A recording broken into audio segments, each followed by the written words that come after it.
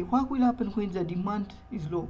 This will stabilize the inflation. Think of this before the interest rate has increased and the money were with individuals' hands rather than the financial institutions. However, when the financial institutions increase their interest payment, everyone starts to put their money in the financial institutions. That means the money in the hands of each individual drops, which lowers their demand.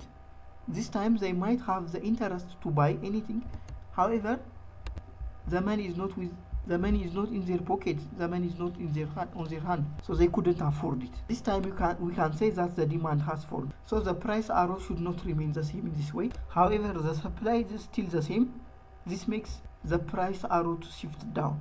So when the demand decreases, if the supply remains the same, the price of the goods and products will remain down, will decline. When I say the supply here, I'm not talking about the money supply. I'm talking about the supply of goods and services. Now there are different products and services available that's more than the people's demand. The availability of the product and goods is very high. When something becomes more available, it will be very cheap. It will get cheaper and cheaper. But what will happen when the demand declines? What if the supply of goods and services also declines? The arrow shifts in this. So as long as or immediately when the demand or when the interest rate rises, if the supply declines, the price of the goods and services probably might keep constant or might not create that much difference on the price of the products and services. But how about employment?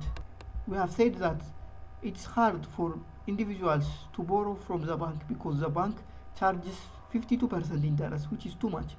So if individuals do not borrow, they might not have enough money to invest in some other companies. This will decrease the job opportunities for individuals because as long as companies doesn't borrow, they do not create job opportunities for individuals. So to summarize everything we have seen until now, when the interest rates is low in one country, people will not save because the return is small. People try to invest because investment is preferable.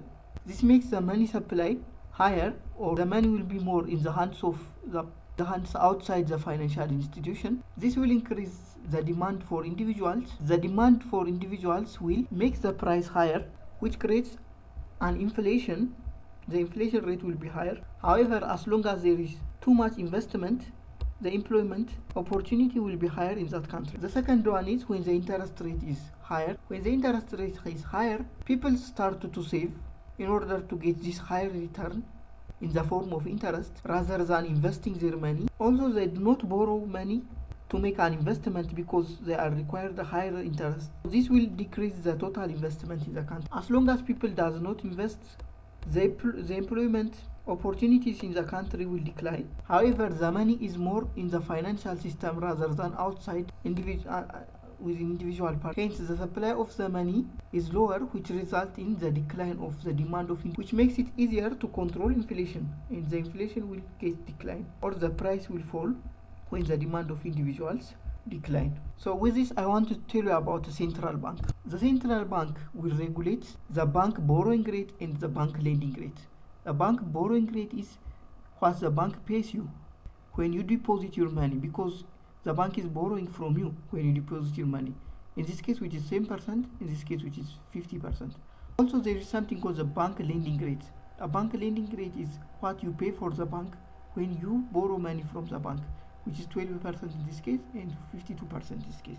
So the central bank in each country tries to control this interest rate, because as long as it doesn't control the interest rate for the purpose of competition, banks might increase their interest payments to attract the depositors. This time, when everyone deposits their money in the bank, the investment in that country or in other things, people do not invest in other things, or in other words, the employment opportunity declines because people just put their money in the bank rather than investing and paying their money to individuals by hiring them. So the central bank regulates interest rate deliberately to maintain